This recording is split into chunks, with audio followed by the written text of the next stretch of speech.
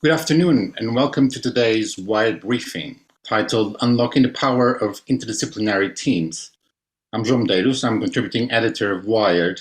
Thank you so much for joining us for what we hope will be an interesting and thought-provoking session. So I'm delighted to be joined by three speakers who discuss how experts in healthcare, space exploration, and sports science are challenging the way we look at patient care from an interdisciplinary perspective. Joining us for this discussion is Dr. Shelley Zieroth. She's the director of St. Boniface Hospital in Winnipeg, Canada. She's also director of the Heart Failure and Heart Transplant Clinics at the University of Manitoba. Her current passion is working with patient advocacy groups in primary care to operationalize models of heart failure care. We're also joined by Dr. Scott Drower. He's the director of sport at Millfield School. Scott spent most of his early career heading the Research Innovation Program at UK Sport across a number of summer and winter Olympic and Paralympic Games. He's one of the people responsible for the extraordinary success of the British Olympic team in the past decade. He has also worked with other teams like England Rugby and Team Sky. And finally, Beth Healey, who's currently a doctor at Hospital Universitaire in Geneve. Beth was also the research medical doctor for the European Space Agency, where she overwintered in Antarctica at Spaceflight Analog Station Concordia. There, she researched the effects of isolation and extreme environments on the physiology and the psychology of her crew. Welcome all, it's great to have you all with us today. Now, just for our audience, please remember that you can submit questions to our panelists using the Q&A functionality. We'll try to get through as many questions as possible at the end. So to kick off, I'm going to start with Shelley. Shelley, tell us a little bit more about your work and how it connects with this notion of interconnectivity between different systems, which I guess in your case would be about the cardiovascular, the renal, and the metabolic systems in healthcare. Sure. What an interesting panel. I'm so much looking forward to this discussion and learning from the other experts today. And well, I'm just a simple heart failure cardiologist, heart transplant cardiologist. I've been in practice for about 20 years now.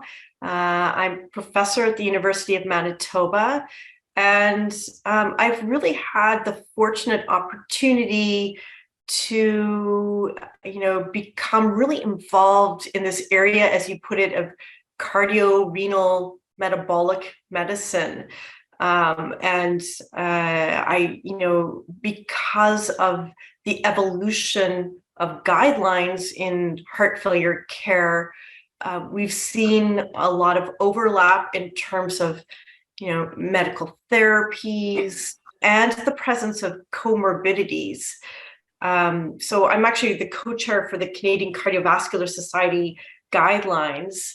And when we're managing patients with heart failure, we recognize that comorbidities play an important role in the management of the patient as a whole. It's really important for us to look outside of our individual silo. For instance, a patient in my heart failure clinic who has a diagnosis of heart failure has a 30 to 40% chance of also having a diagnosis of type 2 diabetes, and another 30-40% chance of having a diagnosis of chronic kidney disease. And so what we're seeing is more of an interconnectivity between different subspecialties in recognizing how we can improve the care of the patient in front of us in a more holistic way. Scott, I guess, coming to you, I guess this notion of different experts and different expertise working together was crucial to your work in elite performance. Tell us a little bit about how that worked. Yeah, I mean, I was really fortunate to be part of a very fast-moving, rapidly evolving, investment system really in the UK from when we were on the right to host the London Olympics. And I guess that opportunity through additional investment allowed us to draw on expertise from all sorts of spheres and academic and industry to really help us be as successful as possible. Our starting point around that is recognizing that human performance is a very complex process and a very complex system. What you see on one day is spent acutely what's happening that day, but chronically over a period of time of the evolution of a person through development. And I guess one of the things we were trying to do is move as quickly as we could to be successful in London once we won that right to host the games. And so the only way we could do that is draw on the exceptional expertise that there was within the UK. We're very fortunate in some industries, academically really, really strong. And as a high performance sporting system, we hadn't tapped into that effectively. But also industry, 80% of Formula One engineers are based in Motorsport Valley up through the UK. So we had all this expertise there that we probably weren't capitalizing on. And in some respects, it was a bit like the conductor of the orchestra, really. We would build relationships with sports that were evolving quite quickly. They would pose problems to us. And we had to build that orchestra of specialist expertise to try to solve that problem. And because human performance is complex in that space, we had to bring a vast variety of expertise to solve that problem. It wasn't one person's domain. So if there's an aerodynamic problem in cycling, you need a textile specialist, somebody understands aero, and then there are multiple methods in that space as well. So we have to draw those teams together to try to go on that journey. And it's the only way, from my experience in sport, it enabled us to move at pace. And I think at that moment in time, that was the critical thing, really. It was more speedboat rather than supertanker. And that's what really drove our approach to draw on the obvious expertise that exists. And we just weren't capitalizing on it. And Beth, coming to you, I guess, you were in isolation with a small team in Antarctica, correct? And disconnected from the rest of the world. This notion of working closely together with other experts is almost a given because you have no other chance, right? Yeah, completely. You're completely dependent on all of the teams that are outside of Antarctica looking after you. But it was kind of funny because even though you were isolated, you felt part of multiple different teams. So I felt part of the scientific team down in Antarctica. You've got lots of different bases.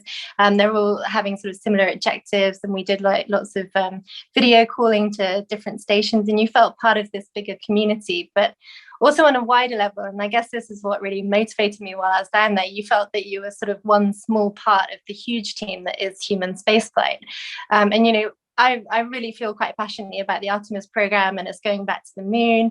And I'll be really stoked, of course, when we see people going back there. But it would be really nice to know that our little part that we did down in Antarctica will be part of that bigger picture. And I think that's what's so exciting about spaceflight. We all have to work together with all the interdisciplinary teams if we've got any chance of getting back to the moon and to go back to Mars. Or to go to Mars in the first place. And also, we can't really just work as individual countries. It requires huge international cooperation as well, and the sharing of expertise between different international teams as well, and really working together, which is what I love about spaceflight. Shelley, coming to you now. I guess we just heard from Scott and Beth. I guess in their areas, this notion of interconnectivity is a bit more mature. In healthcare, you told me before, is still at the early stages, right? What do you think are the barriers, the key barriers that you face in terms of getting people working together to better understand, like we said, the cardiovascular, the renal, and the metabolic system as a whole? So I'm hearing a lot of buzzwords that I really want to bring into the medical field. Perhaps the surgical team is probably the one that's most advanced in terms of their checklists, communication as a team, and closure of the case as well, and sign over. We're having a lot of challenges in cardiorenal metabolic medicine with implementation of guideline recommendations. And, it can take up to 10 years after publication of a guideline for that recommendation to really be used more broadly within the medical community. So we have some key issues with regards to implementation. And I'm, hearing Scott talk about high performance teams. I actually think that the patient needs to be part of that team as well, perhaps to increase implementation of our traditional written manuscript guidelines. And I feel like there's something within the medical culture that people don't want to get out of their lane. They feel like they're stepping on someone else's toes. If they make a recommendation, which is more broadly applicable, but in the interest of the patient to reduce the residual risk. And it really is this sense of team and communication that I think we need to amplify within the medical culture in order to enhance cardiorenal metabolic care. That's. I mean, you mentioned lots of challenges there. I guess communication is a key one. Scott, tell us a little bit more about how that communication evolved in elite sport and how people learn. I guess there was a process to it as well. Learn how to talk to each other. Yeah, I'm just probably picking up one of the comments Shelley made there about inclusion of the patient. And I think that comes back to the point around you probably need a clear set of principles about how you want to work and function and operate. And that guides everything you do. And for us, the language that was used in the early days of sport was coach-led, athlete-centered. So you can apply that in any particular perspective. But ultimately, in that decision making, in that process of trying to intervene and create behavior change, because that's what it's about, as Shelley rightly points out, there's no point writing guidelines together. You're trying to change somebody's behavior, which often means they've got to give something up. Doesn't matter how good the idea is, that you've got to emotionally connect to them in some way that's going to create that change. So you've got to spend a lot of time getting that element of it right. But I think one of the principles we would work by is that coach-led, athlete-centered. Ultimately, somebody has to make a decision about how you're going to intervene around a particular challenge you're trying to solve or an opportunity you're trying to exploit. And it's the job of the scientists in that perspective and those working around the team, whatever ology you're in, to influence that decision making in whatever way that's possible. And that may be through evidence, that could be emotional connection. But I mean, it's human performance, it's a story of economics. You've only got so much time and money. What you're trying to do is make decisions about where you can get biggest bang for buck in the shortest period of time. Yeah. And it's an art to that. That's the art of coaching in some senses, really, because you're dealing with complex people. But I think it comes back to that point around principles. You've got to be really clear how you want to work. And particularly in the world that I spent a lot of time in, it's very athlete-centered, coach-led. And increasingly, the ownership of the athlete as they create a level of maturity and understanding their own body as they're training every day and how they may perform is crucial to that. Doesn't matter how good my idea is as a physiologist or biomechanist or whatever. The athlete has to buy into that process and believe it's important. But I think that's where the decision's made. And then you go with it and you're constantly refining it. So that's just an experience how we try to work in sport particularly. Beth, how do you solve the problem of communication in your case? Yeah, I mean, I think it's a really interesting topic. I guess that from my experience, one of the biggest things about spaceflight and all the sort of tools and technology that we're developing to go deeper into space, and the most exciting aspect of that is I really feel like, a mission to the moon is really the driving force behind the development of a lot of this technology. But what's really exciting is how we can use that technology in loads of different domains. So, for example, I'm part of a specialist working group with the United Nations and the space agencies. And really the aim of that group is to try and connect the space agency and what they're doing there and how we can use that to help tackle global health problems worldwide. Because, of course, there's so much overlap between remote medical care and developing healthcare systems where they don't have such good access to medical care, and also the challenges that we currently have on the International Space Station providing that remote care as well. And it's really about creating that dialogue and getting everyone talking to each other, because often people are trying to solve the same problems. And that's what I think is so exciting about the Wired platform, really. I remember sort of going to Wired Health for the first time, and I just finished a shift sort of in London, and you sort of go from working sort of on the shop floor, as it were, with your sort of old school bleeper and all the challenges of sort of writing in paper notes and all of the old school things that unfortunately still are in the NHS. And then you go to something like Wired and you see all this like amazing technology and how healthcare is changing and the future, really. And it's also having that dialogue between the doctors and the people that are able to develop all this cool stuff to really work out what the real problems are, and also for the physicians as well to even know that it exists, because certainly when I was at med school I had no idea that all of this amazing stuff exists and that people are actually sort of out there trying to deal with the problems that you have working in emergency medicine, for example.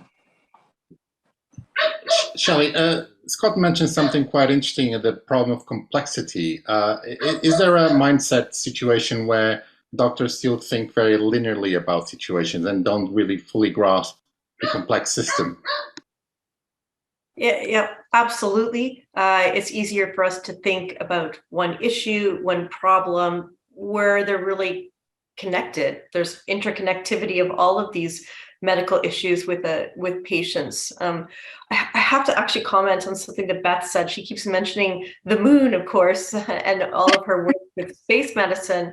I keep hearing that, and I keep thinking about, I liken guideline-directed medical therapy for heart failure as the moonshot for heart failure, because we've made such incredible advances in the last decade in terms of what we can do to improve the clinical outcomes and the functional status of our patients. That has actually been very exciting to be a clinician in this space. It really, truly is. And I think our patients are very fortunate as well. Just incredible advances. And I've done symposia where I've referred to it as the moonshot for heart failure, because we've made these incredible steps forward. But I think for a lot of clinicians, the evolution and change in terms of heart failure therapies is thought to be very complex indeed.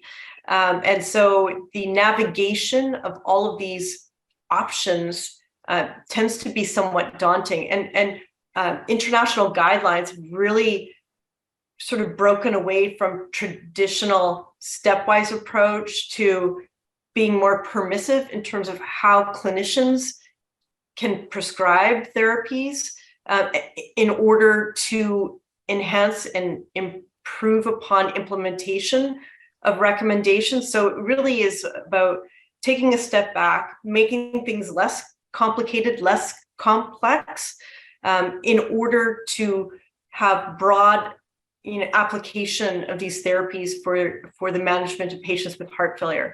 But it's such an exciting time. Well, okay, one other thing she was talking about is sort of remote communications as well. And I think that the advancements we've made in terms of virtual and remote care in medicine over the last 2 years of the pandemic, I see a huge opportunity to reach more patients, to improve care and access to care. And obviously that translates to the cardio-renal metabolic world, and all aspects of medicine. And frankly, all sectors of, businesses even, right? It's really evolved how we work and how we improve access. Scott, I guess this question of communication is also partially related to mindset of the people working in the team, because you have to be open to it. And I guess in your case, that was something that I'd like you to talk a little bit more about, which was the same paradigm that kind of all the experts were feeding into, which is what you called what it takes to win model. And I guess that was a key element of people being on the same page rather than talking about one athlete, right? Yeah, and in high performance sport, everything's very, very measurable and visual in that sense. So centimeters, grams, seconds. I think it's so you have something to anchor to. I think equally in the Olympic sport environment and in any sports, particularly, you're at a particular event, it's going to happen that day and that time regardless. So you sort of have these really fixed timelines. So the concept of what it takes to win was just about what we call performance planning, playing backwards, really trying to understand as much depth as you could about what would be needed to win a gold medal at that moment in that time. And of course, you track trends around statistical patterns around how results may be going. And then you go down to the next tier, trying to understand what was related to that. So if I bring it to life, an example, say in track cycling in a team sprint, you would have a good idea about what time possibly was going to win Olympic gold, until Great Britain turned up in many cases, because we blew that out of the water. But I think you'd therefore know what man one would needed to ride. So say it was 17 seconds dead, And then you'd unpick that from modeling around the physics needed to deliver that from a power perspective, from an aerodynamic perspective. So you'd gradually understand, therefore, where the athlete was in relation to all those indicators or markers in that sense. And it may be, and ultimately you then come up with a plan, if I call it that, around how you're going to improve each of those. And it may be an aero, it could be new bike design, it could be position on the bike, and that influences the power you're able to produce. So there's all these interactions. They may need to look at ways of, increasing the high-end power, and there'll be maybe some quite novel ways around training, eccentrics, and lots of different methods. So you're exploring every mechanism from the evidence and trying to compose a plan. So this guy's going to go 16.9 as man one on that day at that particular time point. And that was what it takes to win. That was the process of planning back. It very much is, and I'll lean on the medical world because it's not my space, a dynamic triage process. So you make a decision as a coach and athlete around a package of interventions you're going to take forward to move in the right direction, but you're constantly tweaking that. You may try something that doesn't work for that individual, it works for one, and you're constantly on that journey. So your ability to react and respond in the planning moment is really, really important. So what it takes to win is about planning backwards from that outcome, understanding when you sit, and then, you're deciding what horses to back fundamentally. What interventions are we going to take on? How are we going to train? How are we going to prepare? How are we going to rest? All the elements that can make up the development of human excellence in that particular performance domain. And then you start the journey. And not everything works. But, the coaches who are able to do that repeatedly, year on, different athletes, different individuals, obviously got a real grasp of how that may play itself out. So that was the principle of approach, and it was very interdisciplinary in the fact that everyone could anchor to that outcome. And equally, if you're part of that team and not part of that team, you may have a major role at some days or some periods of that 4-year cycle. And we'd say you'd probably be in the dugout, really close to it. Or, at times as a psych, my biggest impact may be in competition format. And at times through that planning process, I'm in row Z up in the crowd, I'm supporting, but I'm still not part of it. So that whole process became known as what it takes to win. It also, the elements of that became known as marginal gains, but marginal gains is in essence really good planning, really good execution, really good contingency, brilliant people around you, and accepting that journey is not going to be linear. Beth, I guess coming from the space science perspective, there's a lot of similarities between what you do and what Scott was just talking about, right? The simulation, the training, the owning of a system whereby everyone understands what everybody needs to do at certain points in time. Do you have a similar sort of paradigm or a similar sort of model where, I guess you guys are trained over and over about certain routines that you have to do in times of emergency, say? Yeah, absolutely. And I think it's really interesting about the sort of interdisciplinary team side of things, because I think to be able to use different teams and you really need to have a bit of an understanding of what they all do. So, for example, I went to a sort of international space university, and when I was there, it's a program which they've developed for young professionals working in lots of different areas. So, say if you're a doctor or a lawyer or an engineer, and the idea of the program is to give you a big sort of overview of the whole space industry. And I thought what was interesting about the program is they discouraged you from following lectures and workshops and things which were related to your own speciality. So I really wanted to do all the human performance stuff, of course, and like the space medicine side of things. But they were like, no, you have to like go to the engineering classes. You have to learn how like all the physics works in terms of orbits and all those different domains. And I think it was so useful because it's only from doing those kind of programs which give you just a bit of an overview of what's out there. It really helped me understand how you can use these different teams. And I think having an appreciation of what the people that you're working with have capacity to do can help make those connections that you need to make to really try and get the performance out of your team, and respect also, of course, everyone's different abilities. And I guess we saw that a lot down in Antarctica. You really have to work together as a team. So for example, like the plumber learned how to scrub into theatre in case we needed him for an operation, and I was part of the fire rescue team, and it really is a lot of overlap between lots of different job roles, and I think that's what's so exciting, and that's what I really love about it. You know, I love sort of going from doing sort of NASA science about psychology of the crew, and then sort of the next moment be sort of drilling a caterpillar track to track onto something and driving across the Antarctic plateau. So I think it's and I think it's a case of just being sort of interested in what other people do, and I think from that you can really try and improve the performance of your own team, just having that sort of general understanding. And I think it's something that's kind of lost a lot of the time in medicine, unfortunately, because from day one of med school, you know, everybody just asks you constantly, what speciality do you want to do? And you're just encouraged to be sort of more and more specialist. And sometimes it's good to be a generalist and sort of have a bit of a good overview. And I think, you know, even from doing sort of talks, I've given talks to like, you know, sort of finance and those sorts of areas. And it's something I had no idea about before, and really just having a bit of an understanding of what all these different industries can do can be really useful in terms of connecting people in and finding these sort of innovative solutions. Scott, you want to say something? Yeah, I mean, we use the language expert generalist, which is some of the best sort of spoke about. But I think that crossover is a real melting pot for innovation. I think that's the concept, because you're able to be curious around how people may go about their role, and therefore ask somebody, say, the stupid questions, but really to explore, try to understand. I think scientists are naturally curious and they want to understand, and that challenges convention and thinking. And then that was the melting pot we obviously tried to create in high performance sport, and particularly on that journey to London, and particularly in my time with Team Sky and Team Ineos, it's about as much of that as possible. So I just wanted to comment on that, because I think there are lots of similarities in many domains where that is the case. I don't think you can be isolated anymore.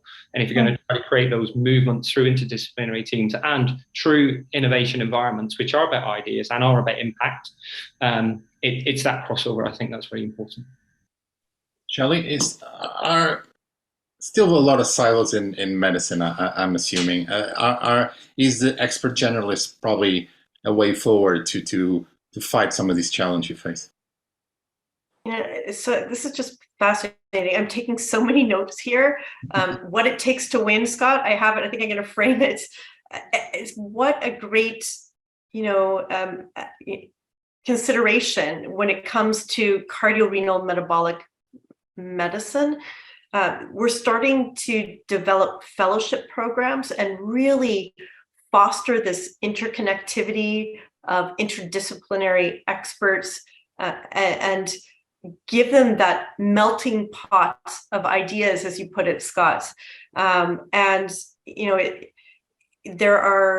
We're now seeing an evolution in practice within subspecialties to embrace other aspects and disciplines. And so for instance, I'm a cardiologist, but I check UACR, which is a nephrologist's test traditionally, looking for protein in the urine now, because I know that there's an increased risk of cardiovascular disease and heart failure hospitalization in patients who have this asymptomatic proteinuria, regardless of what their eGFR or their kidney test is.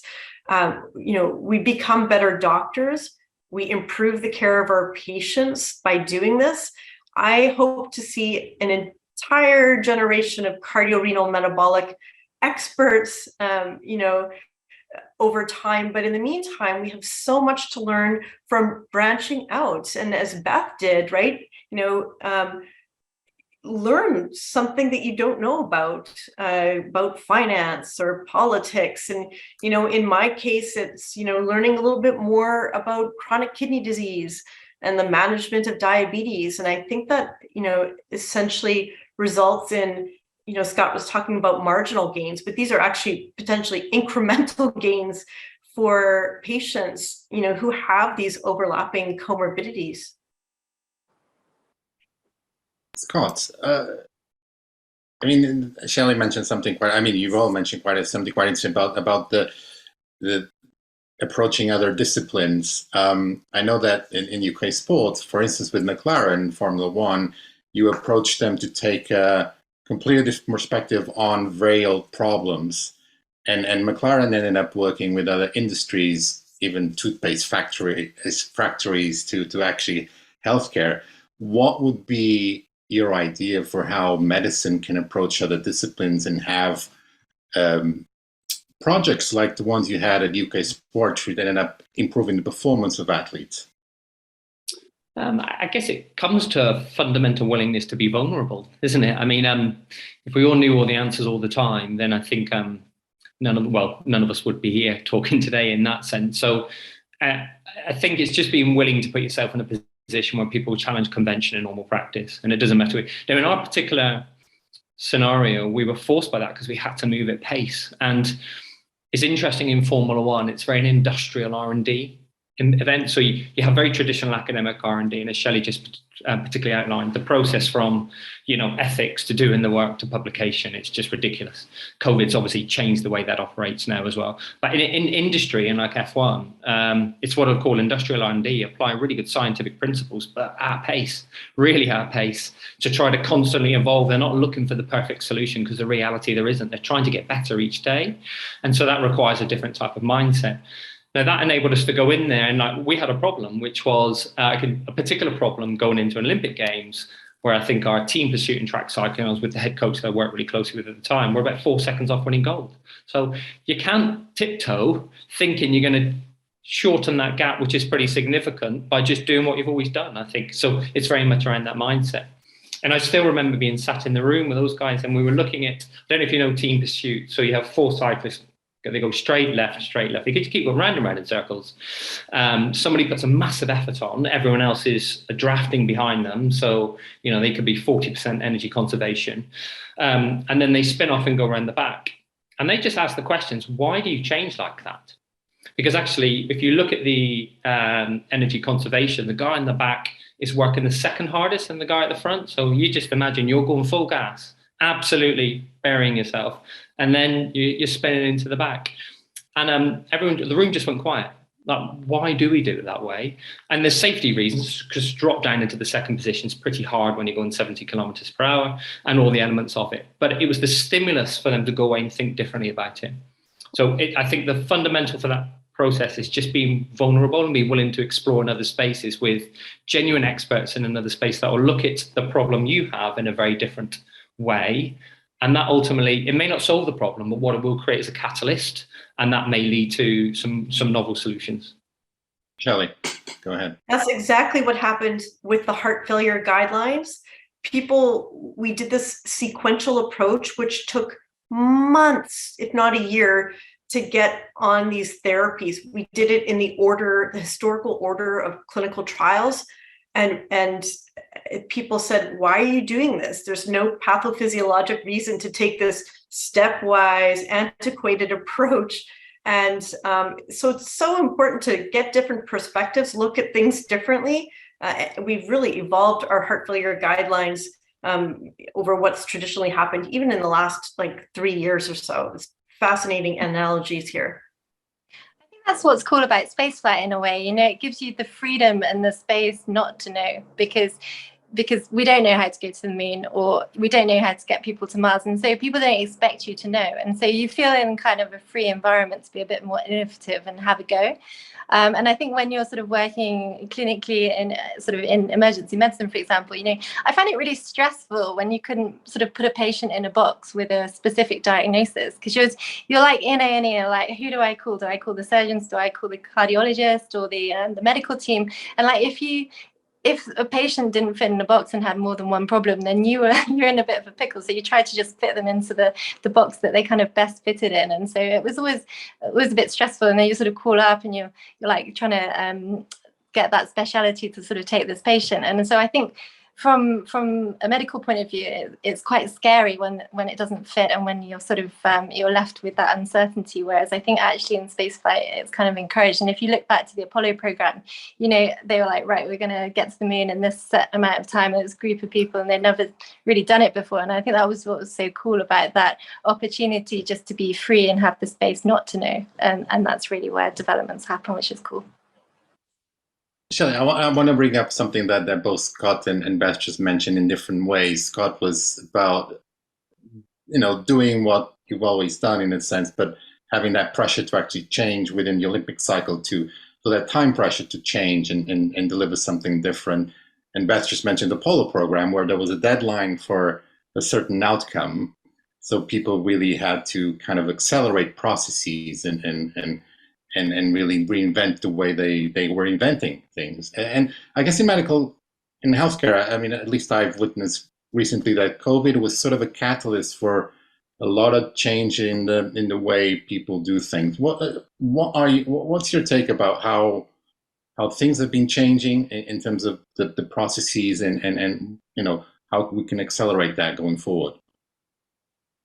Well, I think we've streamlined a lot the actual act of medicine and improving care of patients in, minimizing unnecessary visits, minimizing unnecessary lab work. And when it comes to heart failure in particular, a lot of work in terms of recognizing and trying to advocate for improvements in heart failure care. There really is an urgency to treat for all of these conditions. In chronic kidney disease, you want to avoid dialysis. In heart failure, you want to avoid worsening heart failure and hospitalizations for heart failure.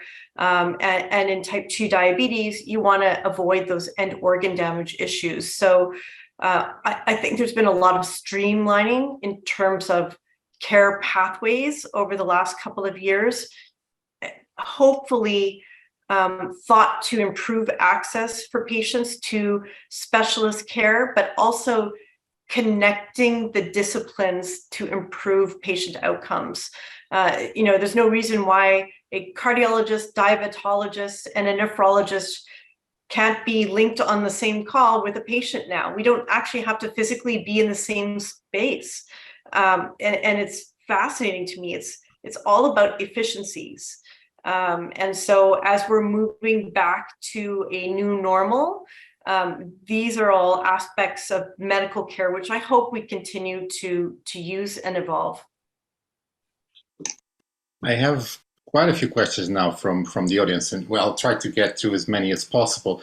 Unfortunately, I don't have the names of the people asking those questions, but here's the first one. When it comes to chronic health in particular, what are your thoughts on personal health records owned and held by the person, and how this may aid greater connectivity across disciplines? Who wants to go first on that? I'll tackle that. 100% all in. The patient should own their medical information. And I actually think that, the more you empower patients, the better care they're going to receive. They drive change. And the element of, owning your information, and they become the hub, right? They're the hub. They move from care provider to care provider. They're the hub. They're the priority. They should have their medical information, available to them. Yeah, I couldn't agree more with you, Shelley. There's nothing worse than someone coming to A&E and they don't know what medication they're on, they don't know what their medical history is, and it's so unfair. It's, in terms of their patient care, it's just so much better if they can have that with them, in terms of what you can do.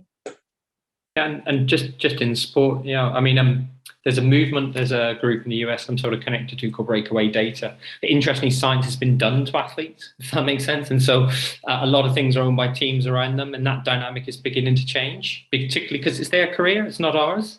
And therefore owning their journey and their story is much more powerful for them, to maximize their lifetime in the sport, but also their earnings. So, and with all the rules around data regulation and GDPR and how that's changing, I think it's fundamental for those individuals who are on their own development journey. Yeah. I have another question. This is addressed to Beth, but I guess everyone can then contribute. I've had a brain pacemaker for nearly 16 years now. Technology is in place for consultants to be able to change settings remotely. I find it super exciting. Is there a limit to the distance that physicians will be able to could a patient in the UK be looked after remotely by, say, a clinician in the US? Well, in a way, that already happens in so much that so when I work in A&E in the UK, we send all of our CT scans over to Australia, and then you've got a radiologist in Australia reporting them and sending them back to the UK, and that's currently how a lot of the NHS radiology systems work. So in a way, I mean, that's kind of already happening. So I mean, I'm not sure about that specific brain implant, but certainly in terms of remote connectivity, I mean, it's just exploding. And it's interesting because we did have like the capability like before COVID, but as was discussed, you know, it really was the disruption that caused really gave space for that to become the new normal in terms of remote medical care. And I think it's really exciting and has loads of possibilities, and certainly in your case too. Shelley, do you want to add something? Yeah, I do. You know, we're seeing, you know, as a result of the pandemic, a lot of burnout within the medical teams, within hospitals, within clinics. And so outsourcing knowledge or additional care teams to me makes sense. And this is probably a critical moment in time in which we do that. We outsource expertise if you don't have it locally. I think we're going to see a major evolution in medical care towards this. And that's not an area of expertise I particularly have. But I think in general, virtual remote monitoring has hugely evolved in sport and in most applications as well. So there wouldn't be a time any high performance athlete now isn't wearing a device to track their movement, physiological signals in some sense, and people can see that real time. I think what has happened though, that's often grown at a pace that we fail to understand. So the best way of describing it in many cases, the tail's wagging the dog. And often the right work hasn't been done. You know, GPS tracking technology in sport had evolved to as much of a point. Everyone was being really conservative about how hard to push their athletes, and so you know, so often you go through those cycles and processes. But I think it's well established in many domains now, and I think it's a really exciting time. If we get it right, don't let the tail wag the dog. And I guess we have to close with that. We're running out of time, guys. Thank you so much for your insights. It's been fascinating, Shelley, Scott, and Beth. Thank you for your time today. I know you're extremely busy, and thank you for sharing your insights into this fascinating topic. For our audience, thank you for watching. If you enjoyed the session, please do check the other Wired virtual briefings at wired.co.uk, as well as upcoming conferences like Wired Smarter, Wired Impact, and next year, as Beth mentioned, Wired Health. Thank you so much, and see you all soon.